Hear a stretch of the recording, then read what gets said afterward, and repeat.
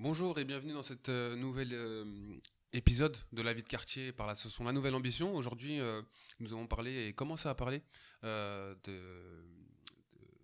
élections municipales à Aulnay-sous-Bois et on reçoit aujourd'hui Youssouf Sibi et Alain Médro. Et on a également Mounir Bouabdella qui a l'habitude d'être là. Je vais vous laisser déjà vous présenter. Youssouf, peut-être. Donc Oussou Sibi, habitant indonésien depuis toujours, j'habite au quartier de la Cité de l'Europe, et donc je suis membre de la belle aventure Un Nom en commun, aux côtés d'Alain Médro. Et donc moi je suis aulnaysien depuis que j'ai 15 ans. Je suis arrivé, petit gars de province, qui est arrivé au lycée Jean Zay et qui a ensuite fait toute sa vie sur Aulnay-sous-Bois. Ok, merci. Mounir, étudiant, étudiant et bénévole au sein de l'association La Nouvelle Ambition. Voilà, on connaît maintenant un habitué. Concernant votre liste, donc vous faites partie d'une liste, vous faites partie, donc c'est assez particulier par rapport aux autres listes et par rapport à ce qu'on a l'habitude de voir. Donc déjà c'est la liste Aulnay en commun, et vous êtes deux têtes de liste parmi 4 autres têtes de liste. C'est bien ça. Est-ce que vous pouvez nous expliquer un petit peu comment vous avez constitué cette liste-là déjà et quel est le principe? Donc Un Nom en commun, ce sont des individus qui sont issus de plusieurs milieux. On a les syndicats, des partis politiques, des citoyens engagés dans la vie active d'Aulnay, des gens qui ne sont pas du tout encartés. Donc on a décidé de se rassembler et comment ça s'est formalisé par la constitution, dans un premier temps, d'une charte et d'un code éthique qui a été signé par l'ensemble des candidats qui sont aujourd'hui sur cette liste.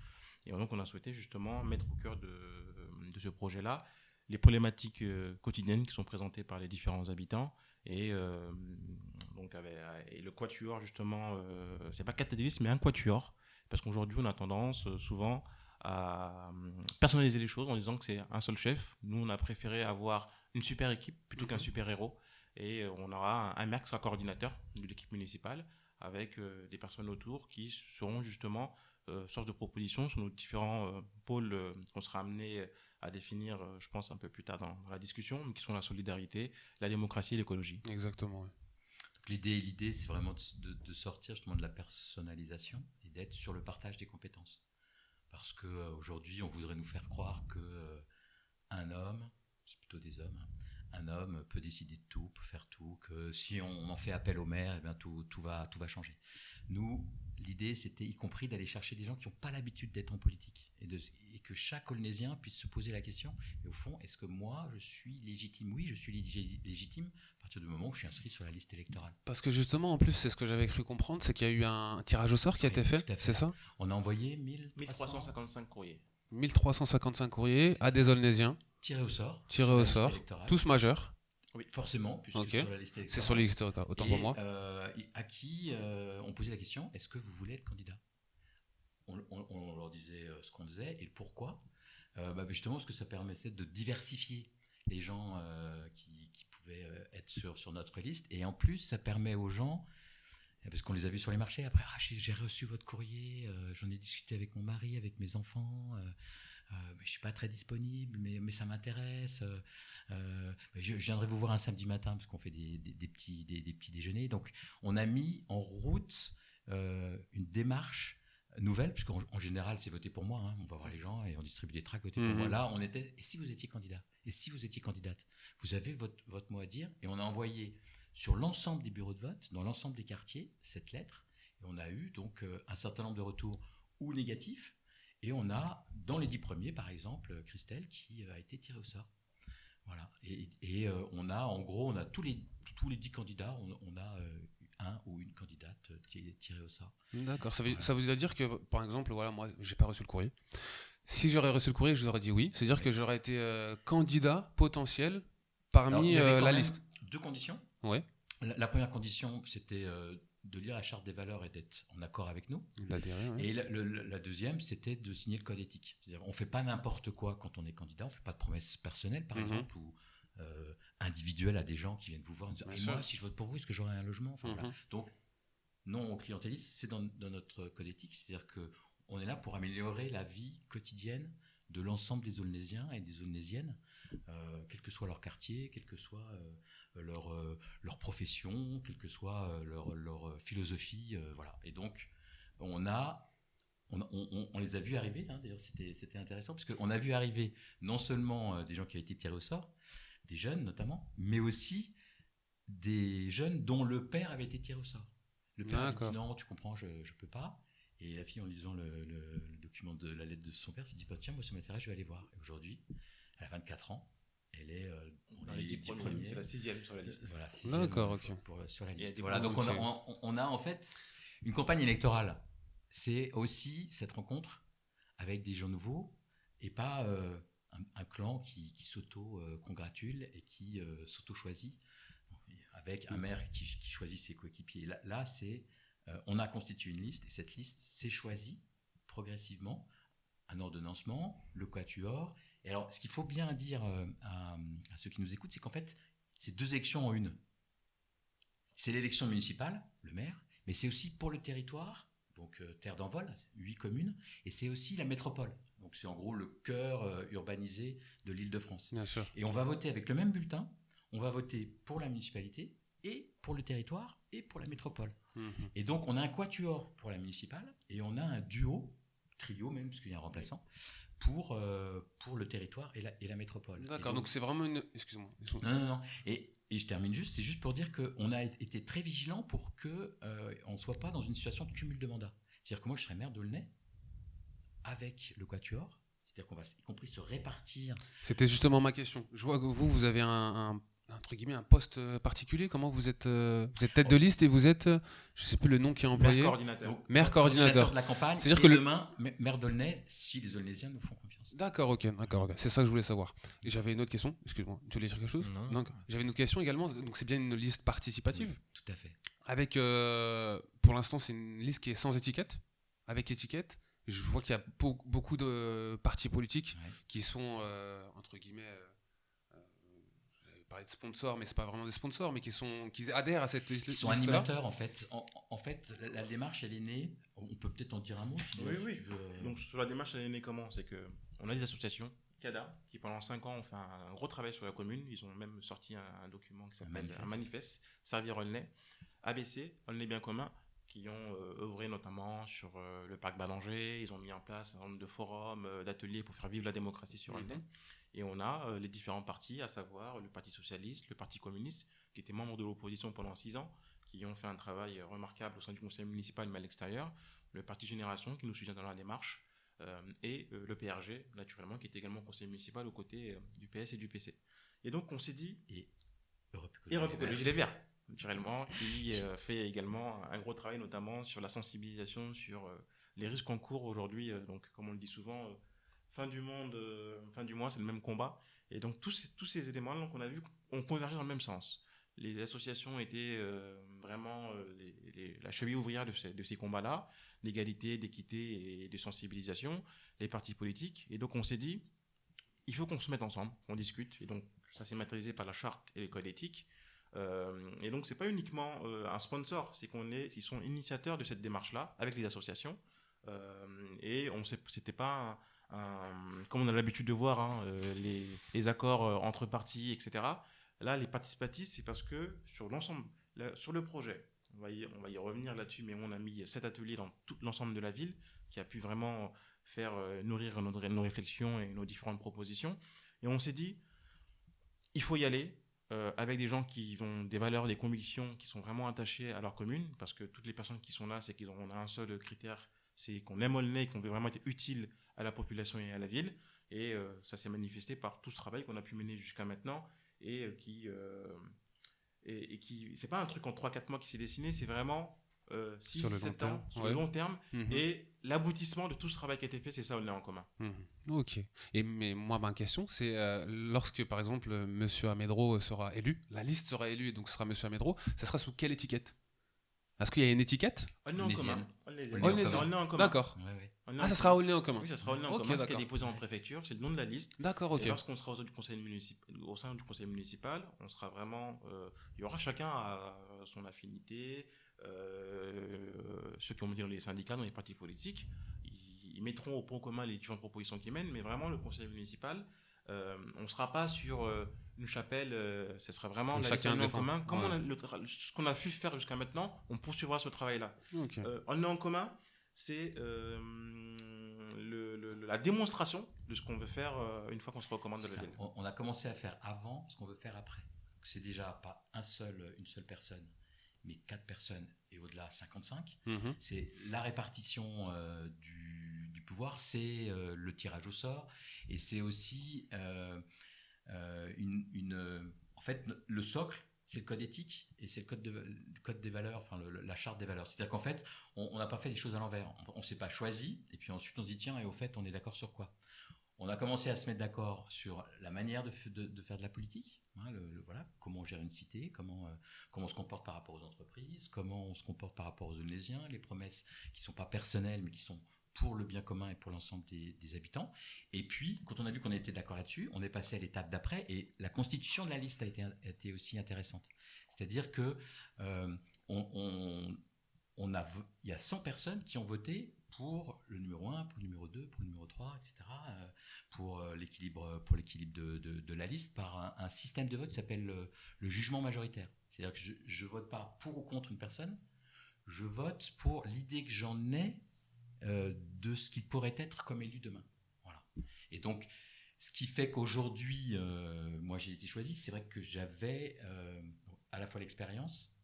Moi j'ai été vice-président de la région Île-de-France, je me suis occupé de questions d'aménagement, d'urbanisme, et j'avais aussi un parcours associatif de longue date. Donc j'étais un peu à la frontière entre vie politique, vie associative, vie syndicale. Et du coup, notre mission à nous, c'est vraiment de porter la parole de cette diversité de la liste. Et on voit sur quoi tu ors en termes de profession, en termes d'âge, en termes de mobilisation passée. Il y a vraiment une complémentarité. En fait, c'est plutôt la complémentarité des femmes et des hommes qui composent la liste. J'ai une petite question.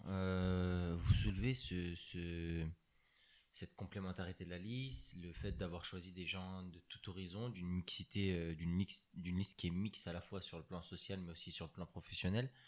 Demain, si vous êtes élu, vous allez être à la tête d'une ville qui a un budget, et comment vous allez répartir les tâches. Par exemple, comment aujourd'hui vous pouvez avoir une personne qui travaille dans les marchés. Est-ce que vous allez lui donner l'élu à l'éducation, le département de l'éducation de la ville? Enfin, c'est ces questions-là que je me pose. Sur la question des délégations, il faut pas forcément être compétent et expert sur la question. Moi, je suis de ceux qui pensent qu'il faut avoir des notions sur ce qu'on est amené à décider, mais aussi, ça s'apprend. On aura des formations qui seront adaptées à l'ensemble des élus, parce qu'également on veut ouvrir les formations et faire en sorte que chaque citoyen qui souhaite avoir des éléments concrets pour pouvoir comprendre les choses puisse en bénéficier. Ça fait partie du volet démocratie, Oui, justement. C'est ça, du volet démocratie. Mais en regardant au sein de l'équipe, on a la chance d'avoir une équipe qui est très riche en termes de compétences, en termes de savoir-faire et d'expérience. Donc on va s'appuyer sur toute cette diversité-là. Donc on a des gens qui sont, comme on dit, tout-terrain, qui auront cette capacité de pouvoir être un peu partout. Il y a des endroits où ce sera des choses assez techniques. Donc par exemple sur la question du budget. Donc il faut un peu s'y connaître dans ce domaine-là.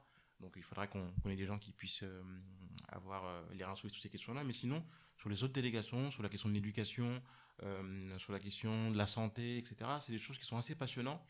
Et dès lors qu'on s'engage pleinement et qu'on a une mission, moi je dis souvent, une délégation, on en fait ce qu'on en veut. Si on est motivé, on a la détermination, faut oublier aussi que l'élu, on a une administration qui est là. Et donc il faut s'appuyer sur ces savoir-faire qui sont là. L'administration, on a la chance d'avoir des agents qui sont vraiment dévoués, la plupart habitent la commune.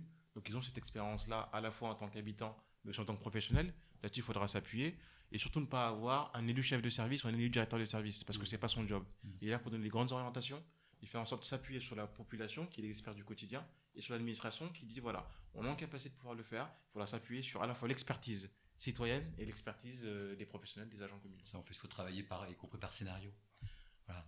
Dans tel cas, voilà ce que ça coûte, voilà ce que ça peut rapporter. Dans celui-là, c'est plutôt ça. Sur les finances, si on fait ça, on fait pas ça. En fait, c'est aussi un arbitrage à faire sur la manière dont on mène. J'ai une autre question, et là c'est une interrogation que je pose encore. Vous avez dit que vous aviez des gens qui venaient de partout, vous avez parlé de syndicats aussi. On sait aujourd'hui la force qu'ont les syndicats en France.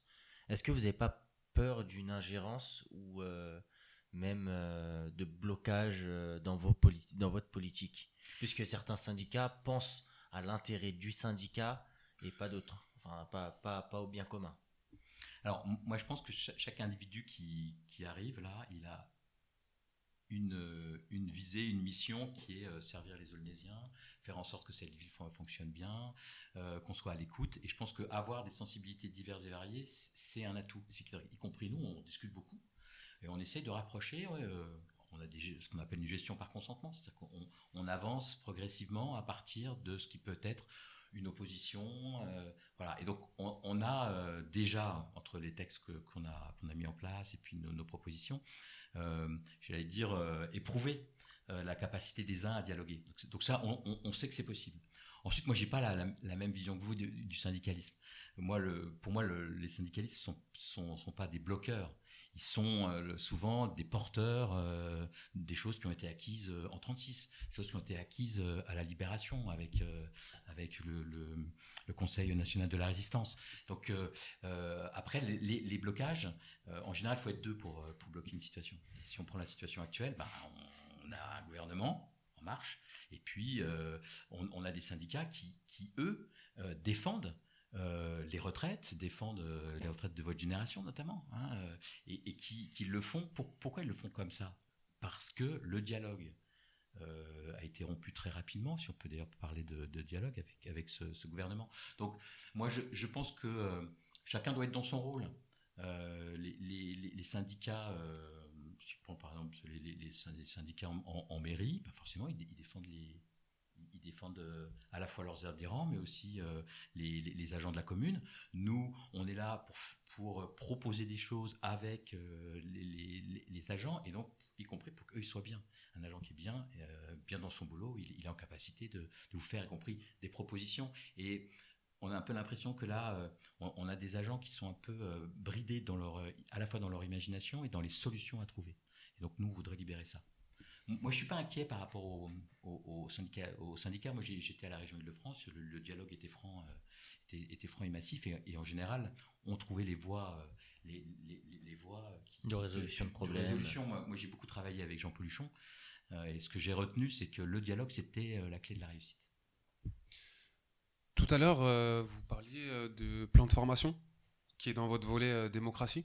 Est-ce que vous pouvez prendre une minute pour chaque volet et nous décrire un petit peu ce qu'il y a dedans, assez rapidement? On commence par l'écologie. Allez, nous, ce qui nous semble très important, c'est de ne pas faire comme si le changement climatique n'était pas là déjà présent. On voit les sécheresses, les pluies, les inondations, on a vu loin, mais ça se rapproche aussi, les incendies de forêt, etc. Donc on se dit, et on sait que ceux qui sont les premières victimes du changement climatique, c'est les gens les plus vulnérables, les gens défavorisés. On le voit à Aulnay, 600 sans piscine, par exemple. Et ça a créé un certain nombre de trucs dans les quartiers, parce que quand il fait très chaud, on s'attaque au truc à la pompe des bouche incendie. Hein. À la bouche incendie. Voilà. Donc on a des choses à imaginer pour la fraîcheur. Après, je prends deux exemples. Sur les écoles. Les écoles aujourd'hui, il faut absolument investir dans les écoles. Et notamment sur le chauffage. Chauffage, c'est une des sources budgétaires les plus importantes. On est en capacité de gagner 30 à 40%. Donc non seulement moins de gaz à effet de serre, mais aussi moins de charges pour la ville. Et donc il faut investir. Cet argent qui ne sera pas utilisé en fonctionnement, on peut l'utiliser pour les projets pédagogiques et notamment pour les projets d'éducation et développement durable. Un deuxième exemple, si on prend les logements d'Aulnay Habitat par exemple. Bon, on a des problèmes d'infiltration, on a des problèmes de chauffage, on a des problèmes. Et donc là aussi, il faut investir. Il faut investir et on redonne du pouvoir d'achat aux locataires. Là encore, on a 30 à 40%, voire plus parfois, de charges à gagner sur l'état actuel du bâtiment. Donc nous, on lie de façon très forte écologie, les questions sociales et les questions démocratiques, puisqu'on veut faire avec la population. Très bien. Solidarité, deuxième pôle. La solidarité, ça englobe, pour nous, ça vraiment une pierre angulaire de notre projet, car on a la question de santé, les questions sociales, donc les questions du service public, qui est très prégnant dans nos quartiers. Donc on le voit notamment sur la question l'accès au droit, donc c'est quelque chose qui est fondamental. Beaucoup malheureusement n'ont pas cette capacité-là, cette possibilité de maîtriser leurs droits, donc c'est quelque chose sur lequel on va mettre l'accent. Sur la question de l'école, les rénovations, comme l'a dit, c'est vraiment quelque chose d'indispensable. On a donc nord et sud confondus, des écoles où il n'y a pas de... lorsqu'il fait froid, les gamins ils sont dans les préaux avec leur manteau. Donc toutes ces questions-là, il faut les traiter avec une bienveillance et avec un sérieux qui est rigoureux. La question de la santé, les médecins, on voit qu'on a une désert médical dans un nombre d'endroits où lorsque les médecins partent à la retraite, on peine à les remplacer. Donc là-dessus, il faut avoir un plan et encourager les gens à venir dans nos quartiers, dans l'ensemble des quartiers aulnaisiens. La question culturelle, il faut qu'on ait... Déjà, on voit sur Aulnay, on a un tissu associatif qui est très dense.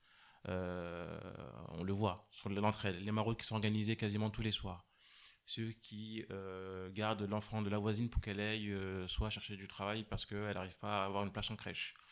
La question du soutien scolaire. Vous êtes bien placé pour le savoir là-dessus, où c'est vraiment primordial, l'éducation, l'orientation. Malheureusement, tout le monde n'a pas un grand frère, une grande sœur ou des parents qui sont lettrés, qui peuvent les accompagner après l'école. Donc il faut qu'on ait des associations qui soient soutenues, accompagnées, pour qu'on puisse avoir dans l'ensemble des quartiers au moins une structure, parce que l'AXA ne peut pas faire tout. Donc il faut que des associations qui soient là. La ville fait sa part, mais ne peut pas également tout. Donc il faut qu'on puisse vraiment conforter toutes ces personnes qui sont dans ce cadre-là. Et la question notamment de la solidarité, les logements insalubres, les marchands de sommeil. On le voit, il y a de plus en plus de logements qui sont vraiment indécents. Même un animal, on ne le mettra pas dedans. Donc on le voit dans le logement social, le parc social, les punaises de lit, les cafards. C'est des choses vraiment qui sont prégnantes, la suroccupation, qu'il faut traiter avec les bailleurs, en lien avec les bailleurs, mais aussi la ville se doit justement d'avoir un service d'hygiène et d'insalubrité qui soit assez costaud et dimensionné pour avoir cet accompagnement des différentes familles. Sur la démocratie, La démocratie. Dernière minute. Le premier point, c'est simplifier les démarches administratives. Quand on a 3 guichets pour inscrire le gosse à l'école, au centre de loisirs, et puis éventuellement au conservatoire, ça fait beaucoup pour les parents. Et puis sur transparence aussi des décisions, transparence pour les places en crèche, transparence pour l'attribution du logement. C'est-à-dire, en gros, on arrête et les passe-droits qui mettent les gens en colère parce qu'ils disent mais moi ça fait 3 ans que j'attends et lui a priori c'est l'ami du maire et il a eu un logement. Et on a vu autour de l'OPH en plus un certain nombre de pratiques. Nous n'aurions pas réagi de la même manière, on aurait fait une enquête interne, on aurait vu où est-ce que ça pêchait, on aurait donné l'ensemble des pièces à la justice et on aurait accéléré les décisions. Là on a un peu l'impression qu'ils ont pris ça comme une normalité. Donc c'est transparence, c'est la question de comment on facilite les démarches, et puis c'est aussi comment on met plus de gens dans les décisions, dans les conseils de quartier, comment on revoit les conseils de quartier. Aujourd'hui, ils nous ont dit un peu partout, ils nous ont dit conseil de quartier c'est bien gentil, mais si vous voulez les laisser tels qu'ils sont, ça ne m'intéresse pas.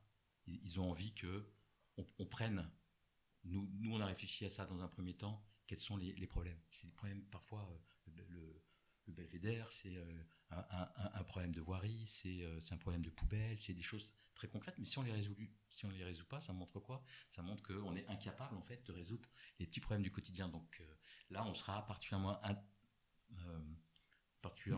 intransigeant, enfin pas intransigeant, pas le mot, mais attentif, merci, et ambitieux, pour que ça soit traité dans une première partie du conseil. Ensuite, qu'est-ce qu'on peut faire de façon plus large? C'est-à-dire qu'on sort de l'individuel pour aller au collectif, et donc on a un certain nombre de méthodes pour que tout le monde puisse parler, pour que tout le monde puisse être sur les propositions, sur comment on réalise et sur la formation. On pense que plus il y aura d'Aulnaisiens qui comprendront comment marche une mairie, son budget, les choix qu'il faut faire, ses compétences, mieux la démocratie se portera.